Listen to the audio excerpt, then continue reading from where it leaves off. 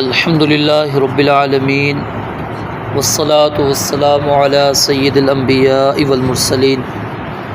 اعوذ باللہ السمیع العلیم من الشیطان الرجیم من ہمزہ ونفخہ ونفثہ بسم اللہ الرحمن الرحیم الرجال مرد قوامون نگران ہیں علی النساء عورتوں پر بما اس وجہ سے جو فضل اللہ بعضهم علی بعض اللہ تعالیٰ نے ان کے بعض کو بعض پر فضیلت عطا کی ہے وبما اور اس وجہ سے جو انفقوا انہوں نے خرچ کیا من اموالہم اپنے مالوں میں سے فالصالحات پس نیک عورتیں قانتات فرما بردار ہیں حافظات للغیب غیر حاضری میں حفاظت کرنے والی ہیں بما حفظ اللہ اس لیے کہ اللہ تعالیٰ نے انہیں محفوظ رکھا واللاتی اور وہ عورتیں تخافون تم ڈرتے ہو نشوزہن ان کی نافرمانی سے فعظوہن پس انہیں نصیحت کرو واہجروہن اور انہیں چھوڑ دو فی المضاجع بستروں میں واضربوہن اور انہیں مارو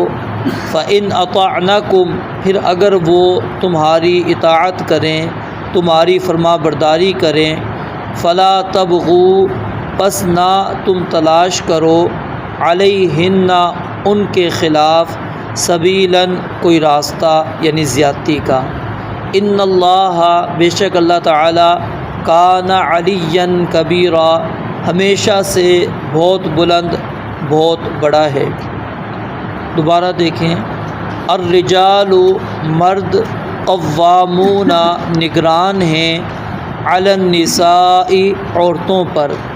بما اس وجہ سے جو فضل اللہ اللہ تعالیٰ نے فضیلت دی ہے بعضهم ان کے بعض کو علی بعض بعض پر وبما اور اس وجہ سے جو انفقوا انہوں نے خرچ کیا من اموالہم اپنے مالوں میں سے فالصالحات پس نیک عورتیں قانتات فرما بردار ہیں حافظات حفاظت کرنے والی ہیں للغیب غیر حاضری میں بما اس لیے کہ حفظ اللہ اللہ تعالیٰ نے انہیں محفوظ رکھا واللاتی اور وہ عورتیں تخافون تم ڈرتے ہو نشوزہن ان کی نافرمانی سے فعظوہن پس انہیں نصیحت کرو واہجروہن اور الگ ہو جاؤ ان سے فی المضاجع بستروں میں واضربوہن اور انہیں مارو فإن اطعنکم پس اگر وہ تمہاری بات مان لیں اطاعت کریں فرما برداری کریں فلا تبغوا تو پس نہ تم تلاش کرو علیہن ان پر سبیلاً کوئی راستہ یعنی زیادتی کا ان اللہ بے شک اللہ تعالیٰ کان ہمیشہ سے ہے علیاً کبیرا بہت بلند بہت بڑا۔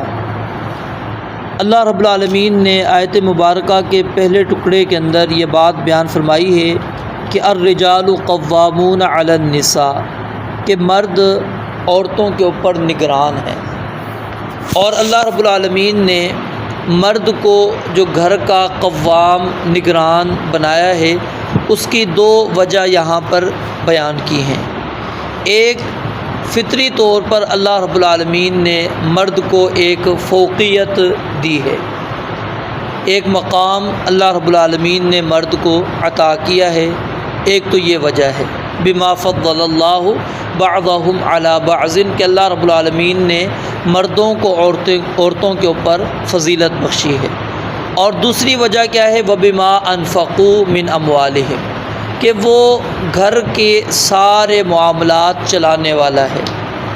بیوی کا نفقہ بھی اس کے ذمے ہے، گھر کے جتنے بھی معاملات ہیں وہ اس کے ذمے ہیں۔ تو جب مرد کے ذمے ہے کہ وہ بیوی کو لا کر اس کی ضروریات کو پورا کرے گا، اس کو نفقہ دے گا، تو نگران بھی پھر اصولاً اسی کو ہی بننا چاہیے اور اسی کی ہی نگرانی تسلیم کرنی چاہیے۔ یہ جو اصول ہے شریعت کا، یہ فطرت کے عین مطابق ہے۔ عورت فطری طور پر کمزور ہے، اس کے اندر اللہ رب العالمین نے انتظامی امور کی صلاحیت نہیں رکھی، وہ منتظم نہیں بن سکتی، اس کے پاس یہ صلاحیت ہے ہی نہیں کہ وہ منتظم بنے۔ اور اس کی سب سے بڑی دلیل کیا ہے کہ اللہ رب العالمین نے انبیاء کرام علیہم السلام کا ایک لمبا سلسلہ رکھا، ایک بھی اللہ رب العالمین نے عورت کسی کو نبی بنا کر نہیں بھیجا۔ حالانکہ جس طرح مردوں کی ضروریات ہیں، ہم کہتے ہیں کہ جی عورتوں کے بھی مسائل ہیں، عورتوں کے مسائل عورت ہی ان کو بیان کر سکتی ہے، تو کیا اللہ رب العالمین کے علم میں یہ بات نہیں تھی کہ اتنے میں نے انبیاء مردوں میں بھیج دیے ہیں، اب کوئی عورت بھی آنی چاہیے تاکہ وہ عورتوں کے مسائل ان کو بتلا سکے، ان تک ان کے پیغام جو خاص پیغام ہے وہ پہنچا سکے۔ اللہ رب العالمین نے اس کی ضرورت ہی محسوس نہیں کی، کیونکہ اس کے اندر اس چیز کی صلاحیت ہی نہیں ہے۔ اور اسی وجہ سے رسول اللہ صلی اللہ علیہ وسلم نے انتظامی امور، وہ چاہے حکومت کے معاملات ہوں یا گھریلو معاملات ہوں، اس کے اندر عورت کو بالکل سائیڈ میں رکھا ہے اور فرمایا لن یفلح قوم ولوا امرهم امرأۃ، وہ قوم کبھی بھی کامیاب نہیں ہو سکتی جو اپنے معاملے کو کسی عورت کے سپرد کر دیں۔ اب یہاں پر ایک واقعہ پیش کیا جاتا ہے ملکہ سبا کا، جو کہ اللہ تعالیٰ نے سورۃ النمل کے اندر ذکر کیا ہے کہ دیکھو وہ بھی تو حکمران تھی، اس نے بھی تو حکومت کی ہے۔ تو آپ اگر قرآن کریم کا مطالعہ کریں گے تو آپ کو بات سمجھ میں آ جائے گی کہ وہ حکمران کب تک تھی، جب تک وہ کافر تھی۔ جب وہ مسلمان ہو گئی تو اس نے کیا کہا، وَأَسْلَمْتُ مَعَ سُلَيْمَانَ لِلَّهِ رَبِّ الْعَالَمِينَ، کہ میں نے اب اپنے آپ کو سلیمان علیہ السلام کے سپرد کر دیا ہے، یعنی اس نے اپنی حکومت، اپنے آپ کو سیدنا سلیمان علیہ السلام کے حوالے کر دیا۔ اسلام قبول کرنے کے بعد وہ حاکم نہیں رہی، وہ پہلے حکمران تھی ان کے اوپر۔ اور وہ جو ہدہد نے معاملہ دیکھا تھا وہ یہی تھا نا، اس نے کہا انی وجدت امرأۃ تملکہم، میں نے ایک عورت کو دیکھا ہے وہ ان کے اوپر حکومت کر رہی ہے، عجیب معاملہ میں نے دیکھا ہے۔ تو یہی چیز سیدنا سلیمان علیہ السلام کو جب پتہ لگی، پھر وہ پوری تفصیل وہاں پر سورہ نمل کے اندر موجود ہے۔ تو بہرحال اس واقعے سے استدلال کرنا درست نہیں، اور اگر کوئی استدلال کرتا ہے تو اس سے صرف اتنی بات ثابت ہوتی ہے کہ وہ حالت کفر کے اندر اس نے جو ہے حکمرانی اختیار کر رکھی تھی، جب وہ مسلمان ہو گئی اس کے بعد وہ حاکم نہیں تھی۔ تو انتظامی امور ہو یا حکومت کے معاملات ہوں، خاتون جو ہے وہ نگران نہیں بن سکتی، وہ والی نہیں بن سکتی، صدر، وزیر اعظم، وزیر اعلیٰ یہ نہیں بن سکتی۔ اگر بن جاتی ہے تو نبی علیہ السلام نے فرمایا کہ وہ قوم کبھی بھی کامیاب نہیں ہوگی۔ اگرچہ ہم کہیں کہ جی ہمیں ترقیاں ہو رہی ہیں، ہم بڑی ترقیوں کے اندر جا رہے ہیں، اصل یہ ترقیاں نہیں، یہ زوال کے اندر ہی جا رہے ہیں۔ وہ بعد میں انسان کو پتہ لگتا ہے، جب ایک حکومت تبدیل ہوتی ہے، اگلی حکومت آتی ہے نا، پھر پتہ لگتا ہے کہ کہاں کہاں پر ہمیں زوال ہوا ہے، کہاں کہاں پر ہمیں کوتاہیاں ہمیں ہوئی ہیں۔ تو یہ سمجھ لینا کہ جی عورت کے پاس آنے کے بعد حکمرانی وہ بڑا اس کے اندر جو ہے نا ترقی کی طرف انسان کو لے جاتی ہے، یہ بات درست نہیں ہے۔ تو گھر کے معاملات کو بھی جب وہ نہیں چلا سکتی تو ایک حکومت والے معاملات کو کس طرح وہ چلا سکتی ہے۔ تو یہ دو وجہ اللہ رب العالمین نے یہاں پر بیان فرمائی، ایک فضیلت بنیادی طور پر جو دی، اور دوسری اللہ رب العالمین نے جو مال وہ خرچ کر رہے ہیں تو اب ان کا حق ہے کہ وہ ان کے اوپر نگران رہیں۔ اور پھر اس کے بعد اللہ رب العالمین نے جو بہترین بیویاں ہیں ان کی صفات بیان فرمایا کہ فالصالحات قانتات حافظات للغیب بما حفظ اللہ۔ تین اللہ رب العالمین نے یہاں پر اوصاف بیان کیے، ایک صالحات کے وہ نیک ہیں، اور دوسرا قانتات فرما بردار ہیں، اور نمبر تین حافظات للغیب، شوہر کی عدم موجودگی میں اس کی عزت اس کا بھی تحفظ کرتی ہے، اس کو بھی بچا کے رکھتی ہے۔ یعنی شوہر کی عزت کیا ہے کہ جب کسی عورت کا کسی سے نکاح ہو گیا تو اب وہ اسی کی عزت ہے، وہ اپنی عزت کو کہیں اور پر نیلام نہیں کرتی، بالکل محفوظ رکھتی ہے، بچا کر رکھتی ہے۔ اور جو مال گھر کے اندر شوہر کما کے لایا ہے اس کو وہ سنبھال کے رکھتی ہے، اس کو حفاظت کے ساتھ رکھتی ہے، اور جہاں جہاں ضرورت ہوتی وہاں پر وہ خرچ کرتی ہے۔ اور نبی علیہ الصلوۃ والسلام نے فرمایا کہ بہترین بیوی وہ ہے کہ اگر تم اس کو دیکھو تو وہ تمہیں خوش کر دے، جب بھی تم اس کو دیکھو تو سرت ہو، وہ تمہیں کیا کر دے؟ خوش کر دے۔ اور اگر تم اسے کسی بات کا حکم دو تو وہ تمہاری اطاعت کرے، اور جب تم گھر میں نہ ہو تو تمہارے پیچھے تمہارے مال اور اپنے نفس کی حفاظت کرے۔ اور اس کے بعد پھر رسول اللہ صلی اللہ علیہ وسلم نے اس آیت کی تلاوت کی، الرجال قوامون علی النساء بما فضل اللہ، تو یہ مسند ابو داود الطیالسی کے اندر روایت موجود ہے۔ تو اس کے اندر نبی علیہ الصلوۃ والسلام نے یعنی بہترین عورت کس کو قرار دیا ہے، بہترین بیوی کس کو قرار دیا ہے؟ جو شوہر کی اطاعت کرنے والی اور اس کی مال کی حفاظت کرنے والی، اپنی عزت کی حفاظت کرنے والی، اور جب شوہر آئے گھر کے اندر تو شوہر دیکھتے ہی وہ اس کو کیا ہے، عورت خوش کر دے۔ یعنی اب ہم جو معاملات دیکھتے ہیں گھروں کے اندر، معاملات جو بگڑ جاتے ہیں، ابھی پرسوں کی بات ہے، میں نے ایک پوسٹ پڑھی یہ اسلام آباد کے حوالے سے، تقریباً 300 روزانہ کی بنیاد پر وہ طلاقوں کی شرح ہے، 300 روزانہ کی بنیاد پر طلاق کی شرح ہے، صرف یہ ہمارے یعنی ضلع راولپنڈی اسلام آباد کے اندر۔ تو یہ گھر کیوں بگڑتے ہیں؟ اس کی وجہ کیا ہوتی ہے کہ وہ ان احادیث کے اوپر اور ان آیات کے اوپر عورت عمل نہیں کرتی، چاہے جتنی بھی تنگی کے اندر ہو۔ اگر وہ اس حدیث کو سامنے رکھ لے کہ جب وہ شوہر گھر پر آئے تو وہ اس کے لیے تیار ہو، اور شوہر جب گھر کے اندر آئے تو اس کو دیکھتے ہی وہ خوش ہو جائے، ٹھیک ہے، تو اذا نظرت ہو الیہ سرت ہو، تو اس کی طرف دیکھے تو وہ خوش کر دے۔ خوش کرنے کا مقصد کیا ہے کہ جب عورت تیار رہے گی، بال بچے تیار ہوں گے، کسی قسم کا کوئی شکوہ شکایت نہیں کرے گی، تو مرد کسی قسم کی اس کو پریشانی نہیں ہوگی۔ اب ہوتا کیا ہے کہ وہ آدمی وہاں سے باہر سے کام کر آیا ہوتا ہے تھکا ہوا، اب یہاں پر عورت نے پہلے سے ہی سر پہ دوپٹہ باندھ لیا ہوتا ہے، پھر وہ بیماروں کی طرح پڑ جاتی ہے، پھر اس طرح جس طرح ایک ماسی ہوتی ہے اس طرح کی اس نے اپنی کیفیت بنائی ہوتی ہے، اور پھر وہ طرح طرح کی یعنی باتیں کرنا شروع کر دیتی ہے۔ ابھی اس نے چپل نہیں اتاری ہوتی تو 50 شکوے شکایات ہو جاتے ہیں، نہ اس کو کھانے کا پوچھنا نہ پانی کا۔ تو پھر اب ظاہر آدمی ہے، وہ سارا دن وہاں پر محنت کرتا ہے، جب آتا ہے وہ کہتا ہے یہاں بھی سکون نہیں، وہاں پر بھی سکون نہیں، پھر بندہ دوسرے عمل کی طرف چلا جاتا ہے۔ تو اس کی وجہ یہی ہے کہ ہم اس حدیث کو ترک کر دیتے ہیں، چھوڑ دیتے ہیں۔ تو اس کو مد نظر رکھا جائے تو گھر کبھی بھی بگڑتا نہیں ہے۔ تو آگے اللہ رب العالمین نے فرمایا واللاتی تخافون نشوزہن، وہ عورتیں جن کی نافرمانیوں سے تم ڈرتے ہو۔ نشوز کا لفظی معنی ہوتا ہے اونچا ہونا، چڑھائی کرنا، اونچا ہونا، چڑھائی کرنا۔ تو عورت کا نشوز کیا ہے کہ عورت خاوند کی اطاعت نہ کرے، اس کی اطاعت سے اپنے آپ کو اونچا سمجھ لے کہ جی میرے اوپر وہ حکم نہیں چلا سکتا۔ جب عورت یہ سمجھ لے کہ میرے اوپر حکم نہیں چلا سکتا، وہ گھر کبھی بھی کامیاب نہیں ہو سکتا، چاہے جتنی بھی کوشش کر لیں وہ کبھی بھی کامیابی کی طرف نہیں جائے گا، کیونکہ عورت نے اب اپنے آپ کو ایک بالا تر سمجھ لیا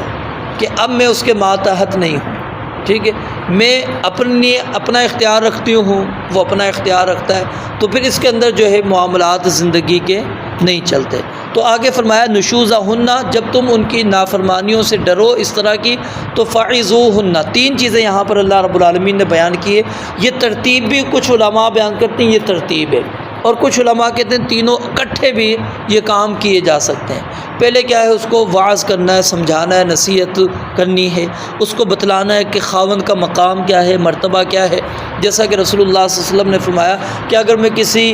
کو حکم دیتا کہ وہ سجدہ کرے اللہ رب العالمین کے علاوہ، تو میں عورت کو حکم دیتا کہ وہ اپنے خاوند کو سجدہ کرے۔ یعنی یہ سب سے واضح ہے حدیث اس مسئلے کے اندر کہ عورت کے اوپر خاوند کے کتنے زیادہ حقوق ہیں، کہ اللہ رب العالمین کے بعد اگر سجدہ جائز ہوتا غیر اللہ کو تو خاوند کے لیے ہوتا، کہ وہ عورت اس کا حق ادا اس وقت تک نہیں کر سکتی تھی جب تک کہ اس کے سامنے وہ سجدہ ریز نہ ہو. یعنی جس طرح ہم اللہ کے سامنے سجدہ ریز نہیں ہوتے تو بندہ کیا کہلاتا ہے؟ اللہ تعالیٰ کا نافرمان کہلاتا ہے، باغی کہلاتا ہے، سرکش کہلاتا ہے. جو بندہ اللہ کے آگے جھکتا ہے وہ اللہ تعالیٰ کا مطیع، فرمان بردار، ایمان والا مومن شخص کہلاتا ہے، مسلمان کہلاتا ہے. تو اب اس کی یعنی اطاعت تسلیم ہی اس وقت کی جاتی جب وہ سجدہ کرتی. تو اس سے بڑھ کر اور کون سی چیز ہے جو مطلب عورت کہے کہ جی میں اب اس کی اطاعت سے نکل جاؤں؟ تو یہ سامنے احادیث ہوں اور پھر قرآن کی آیات اس کے ذریعے سے اس کو واضح و نصیحت کی جائے، سمجھایا جائے، بتلایا جائے اس کا مقام، اس کا مرتبہ، اس کی جو ذمہ داریاں ہیں کہ تم نے کیا کرنا چاہیے، تمہیں کس طرح تم معاملات کو چلا سکتی ہو، یہ واعظ ہے. اس کے بعد وَاهْجُرُوهُنَّ فِي الْمَضَاجِعِ، ان کو بستروں کے اندر الگ چھوڑ دو. یہ یاد رکھیں اس وقت یہ عمل کام دیتا ہے جب عورت اور مرد کے اندر آپس میں محبت ہو اور عورت مرد کو کوئی مقام دیتی ہو. وگرنہ وہ کہتی ٹھیک ہے اچھی بات ہے تو الگ سو میں الگ سوتا ہوں، سالوں پڑے رہو میرے کو کیا حرج ہے. یہ جو نیک عورت ہوتی ہے، صالحہ عورت ہوتی ہے، جو اللہ سے ڈرنے والی، حیا والی عورت، وہ اس چیز کو واقعی محسوس کرتی ہے کہ آخر میرے خاوند نے میرا بستر الگ کیوں کر دیا ہے، وہ میرے پاس موجود ہے، مجھ سے بات کیوں نہیں کر رہا، اس نے میری طرف اپنا رخ کیوں نہیں کیا، وہ پیٹھ کیوں کر کے رکھی ہوئی ہے، کیا وجہ ہے. وہ ان چیزوں کو محسوس کرتی ہے، وہ ان چیزوں کو سامنے رکھتی ہے کہ وہ جو جنت کے اندر اللہ رب العالمین نے انسان کے لیے حور تیار کر رکھی ہیں، وہ کہتی ہیں، حدیث کے اندر آتا ہے، وہ کہتی ہیں کہ یہ تمہارے پاس مہمان ہے، اس کی عزت کر لو، یہ ہمارے پاس آنے والا ہے. وہ ساری چیزیں اس کے سامنے ہوتی ہے. پھر فرشتوں کی لعنت اس کے سامنے ہوتی ہے کہ فرشتے مجھ پر پوری رات لعنت کرتے رہیں گے. تو جو مومنہ ہوگی اس کے اوپر یہ اثر انداز ہوگا. جو ایمان والی نہیں ہے اس کو آپ بھلے بے شک جتنی مرتبہ اس کے بستر الگ کر لو، اس کی طرف توجہ نہ کرو، اس کو تو کوئی فکر ہونے والی نہیں. تو وَاهْجُرُوهُنَّ فِي الْمَضَاجِعِ کہ بستروں کے اندر آپ ان کو چھوڑ دو، یعنی ان سے تعلق قائم نہ کرو، یہ مراد ہے یہاں پر. وَاضْرِبُوهُنَّ آپ نے واعظ کیا، کام نہیں بنا، پھر آپ نے بستر الگ کر کے دیکھا، وہاں بھی کام نہیں بنا. اس کے بعد پھر تیسری اللہ رب العالمین فرماتے ہیں وَاضْرِبُوهُنَّ اب تھوڑی سی ان کو ضرب، ان کو مارو، لیکن ضرباً غیر مبرحن، ایسی مار، ایسی چوٹ دینی چاہیے جو واضح نہ ہو، یعنی ایسی نہ ہو کہ ہڈی ٹوٹ جائے، نشانات بن جائیں چوٹ کے، نہیں، ٹھیک ہے، ہو چوٹ لیکن وہ اس کے اعضاء کو نقصان نہ پہنچائے کسی قسم کا. اور اسی وجہ سے چہرے پر مارنے سے رسول اللہ صلی اللہ علیہ وسلم نے منع فرمایا، کیونکہ سب سے جو انسان کا معزز ہوتا ہے جسم کے اندر حصہ وہ یہ چہرہ ہے. اب چہرے پر ظاہر ہے جب آپ زور سے ماریں گے ممکن ہے کہ ہڈی وغیرہ بھی ٹوٹ سکتی ہے، نشانات بھی پڑ سکتے ہیں، یہ چیزیں موجود ہیں، چہرہ بگڑ سکتا ہے. تو یہ ساری چیزیں اسلام نے مد نظر رکھتے ہوئے فرمایا کہ فَلْيَجْتَنِبِ الْوَجْهَ جب بھی لڑائی کرو تو چہرے پر مارنے سے کیا کرنا ہے؟ اجتناب کرنا ہے. تو عورت کو بھی اسی طرح فرمایا کہ جب مارنا ہے تو اس کو چہرے پر نہیں مارنا، اور مار ایسی کرنی دینی ہے جس سے ہڈی وغیرہ نہ ٹوٹے، نشانات وغیرہ نہ ہو. اور پھر ایک حدیث کے اندر نبی علیہ الصلوۃ والسلام نے فرمایا کہ تم صبح دن کے وقت تو اس کو مارتے ہو اور رات کو جو ہے تم اس کے ساتھ تعلق بھی قائم کر لیتے ہو. یعنی جس طرح لونڈی ہوتی ہے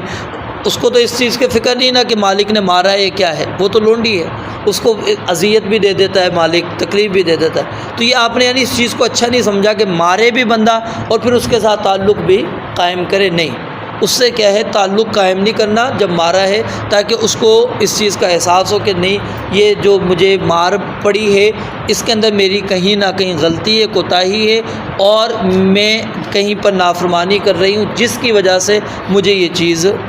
ہوئی ہے. اگر یہ عمل انسان نے کیا، یعنی واضح و نصیحت کیا، بستر الگ کر کے دیکھ لیا اور پھر مار بھی کر کے دیکھ لی، اس کے بعد اللہ کہتے ہیں فَإِنَّ أَطَعْنَكُمْ اگر وہ بات مان لیتی ہیں تو فَلَا تَبْغُوا عَلَيْهِنَّ سَبِيلًا اب اس کے اوپر پھر کوئی اور راستہ نہیں تلاش کرنا، یعنی اب طلاق کی طرف نہیں جانا، طلاق سے اپنے آپ کو دور رکھ لینا ہے. کیوں؟ کیونکہ تم نے نصیحت کی، کام آ گئی، ڈرایا اس کو، دھمکایا، کام بن چکا ہے تمہارا، بستر الگ کیا، کام تمہارا بن گیا ہے. اب یہ نہیں ہے کہ اب تم یاد رکھو اچھا تم فلاں بھی ناراض ہوئی تھی، فلاں مہینے میں بھی، فلاں مہینے میں بھی، اب وہ باتیں کر کر کے انسان کہے کہ جی اب میں تمہیں چھوڑ دیتا ہوں. نہیں، اللہ فرماتی ہے اطاعت کر لیں تو فلا تبغوا علیہن سبیلا، ان پر کوئی راستہ تلاش نہ کرو، یعنی حتی الامکان یہاں پر اگر غور کریں اسلام یہی چاہتا ہے کہ گھر بچا رہے، کسی طرح یہ گھر جو ہے تباہ نہ ہو، اور اسی اصول کو اگر ہم مد نظر رکھ کر چلتے ہیں تو علماء پھر یہ چیز یہاں پر نقل کرتے ہیں، بیان کرتے ہیں کہ طلاق کی شرح بالکل ختم ہو جاتی ہے، کیونکہ ہم طلاق دے رہے ہوتے ہیں وہ پہلے مرحلے کے اندر ہی، کوئی بھی کام نہیں ہوا، غصہ چڑھا، بندے نے طلاق دے دی۔ جب بھی مسائل آپ سنیں گے نا، کسی بھی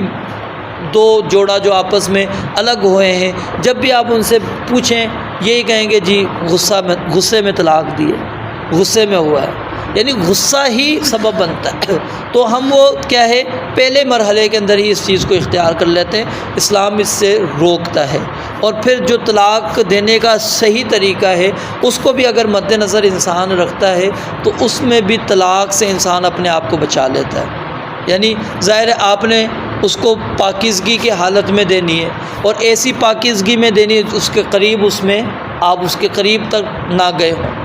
تو اب یہ سارے مراحل بندہ یعنی سوچ سمجھ کے پھر دے گا کہ ہاں ٹھیک ہے ابھی اس کی ناپاکی آئے، اس کے بعد میں اس کو طلاق دوں گا۔ یہ کب ہوگا؟ جب یقیناً وہ بندہ اس مرحلے تک پہنچ گیا کہ اب میں نے یہ گھر توڑنا ہے، یہ ختم ہی کرنا ہے، میرے پاس اس کے علاوہ کوئی حل نہیں ہے۔ لیکن اگر ہم ان چیزوں کو مد نظر نہیں رکھتے تو پھر کیا ہوتا ہے، وہ جلد بازی والے معاملات ہوتے ہیں، اور بعد میں پھر انسان ان معاملات کے اندر پریشان ہو رہا ہوتا ہے۔ پھر آخر کے اندر اللہ رب العالمین نے فرمایا کہ ان اللہ کان علی کبیرہ، کہ اللہ تعالیٰ ہمیشہ سے بہت بلند اور بہت بڑا ہے۔ یہاں پر اللہ تعالیٰ کی علو صفت ثابت ہو گئی کہ اللہ تعالیٰ بلندی پر ہے، عرش کے اوپر موجود ہے۔ علو یہ بلندی پر دلالت کرتا ہے، اور کبیرہ اس کے اندر بھی اللہ رب العالمین کا بڑا پن، اللہ رب اکبر جو ہم کہتے ہیں کہ اللہ سب سے بڑا ہے، یہ چیز یہاں پر ثابت ہو رہی ہے۔ رب العالمین سے دعا ہے اللہ تعالیٰ سمجھنے عمل کرنے کی توفیق عطا فرمائے۔ وآخر دعوانا الحمدللہ رب العالمین۔